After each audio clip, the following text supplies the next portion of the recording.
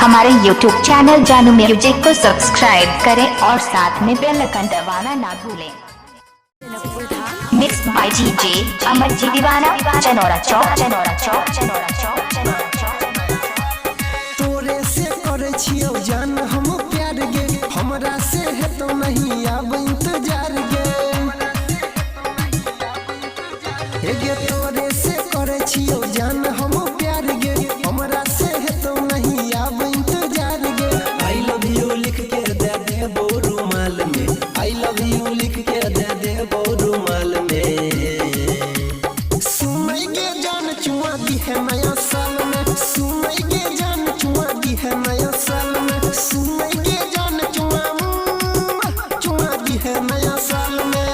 Mix by DJ Amar ji दीवाना, Chanaura Chowk. Mobile number 8697115600।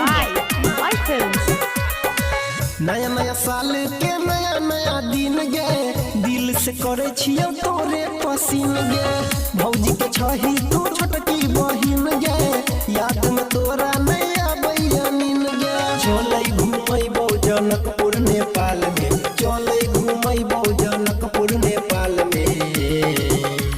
सुनै गे जान चुमा दी है नया साल में, सुनै गे जान चुमा दी है नया साल में, सुनै गे जान चुमा दी है नया साल में।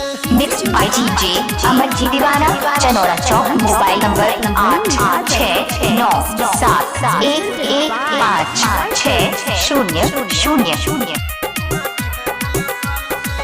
गोपाल अनिल के तोड़ी है मैं दिल गे, बुझली है जान कोने प्यार वाला फील गे।